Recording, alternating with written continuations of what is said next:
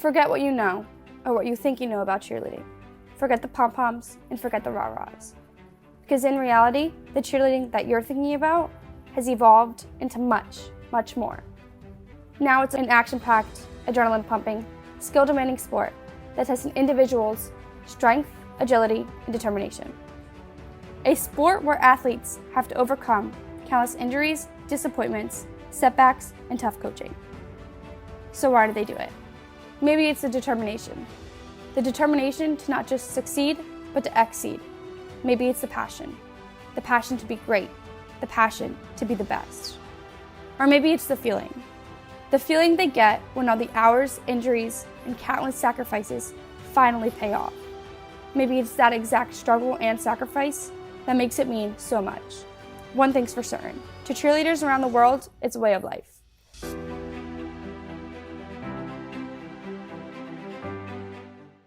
Cheerleading came to America in 1889 when Princeton University started an all-male prep team to cheer on other sports. Word quickly spread, and colleges all over the country were starting up their own all-male teams. It wasn't until 1923 that women were introduced into the sport. From there, acrobatics and skills were added. In the 40s, women started joining in large numbers, and it became a female-dominant sport. By the 1960s, it was seen at almost all high schools. It was during this decade that the stereotype of the perky cheerleader began. While people were making their own assumptions about cheerleaders, the National Cheerleading Association was formed and held their first ever cheer clinic. The first all-star team was formed in the 80s, being completely independent from any other sport. All-star cheerleading then spread across the world like an unstoppable virus. As it grew, more and more clinics, companies, and competitions were formed. The skills cheerleaders were learning grew more complex as time went on. In 2003, cheerleading was changed forever when the U.S. All-Star Federation, or the USASF, was formed. On April 24, 2004, they held the biggest competition in all of cheerleading, the first ever Cheerleading Worlds. Since 2004, only a select number of programs have had the chance to call themselves world champions. Unlike any other competition, the Cheerleading Worlds presents a rare opportunity for the top teams around the globe to travel down to Orlando, Florida, and compete against the best of the best. Among those programs is the World Cup All-Stars out of Freehold, New Jersey. World Cup All-Stars was formed in 2004. The small program that grew out of the back of a gymnastics gym has now grown into a program with 17 Worlds titles, countless national titles, and over 35 teams across 4 locations. World Cup is one of the pioneer programs in all of cheerleading history. Today, we get to look at one of the program's top teams. World Cup Omni is a fairly new team in a brand new division. The International Open Non-Tumbling Level 6 division is one of the most competitive in all of cheerleading. The non-tumbling division is a world's division where most of the other teams have 2 minutes and 30 seconds, where they have tumbling as a part of the routine, as well as stunts, pyramid, and baskets. And the non-tumbling division has no tumbling, but it has all of the other requirements that the other world's teams do. And this division created an opportunity for athletes that didn't get the high-level gymnastic skills to still be able to compete at the world's level. But don't let the lack of tumbling confuse you. These girls still have to work extremely hard.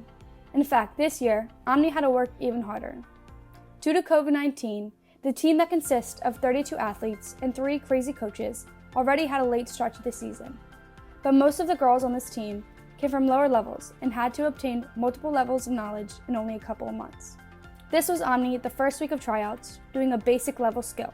I know, pretty rough. Well, this is them now, maxing out the difficulty on their score sheets. The late start isn't the only challenge these girls have had to face this season. To be the best, you have to be trained by the best. And this year, the coaches of Omni are just that. Jacob Streeter is 1/3 of Omni's coaching combination, and he has a unique coaching style. Our coach Jake, he likes to push us to the limits, pushes us so that we can win because he knows that we can do our best. As tough as a coach that Jake can be, the team knows that he just wants them to do their best, and at the end of the day, they wouldn't have it any other way. Some might argue that his style is way too much, but it's perfectly evened out with coaches Katie and Kenny. Kenny's the coach who can correct you for hours, but he's really funny and gets the job done. I feel like I am like the mom mom of the team. Katie is the mom. She's like a mom. The mom that you never want to disappoint. The three coaches want what's best for the team, so they push them to their full potential. A normal team probably only does like 1 to 3 max.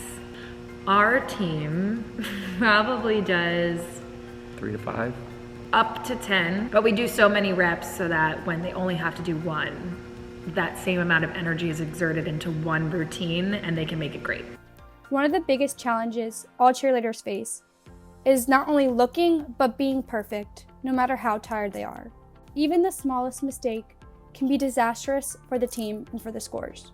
And when those little mistakes happen and the team doesn't do their best, they still have to walk away with a smile on their face. World Cup is one of the biggest names in all of cheerleading.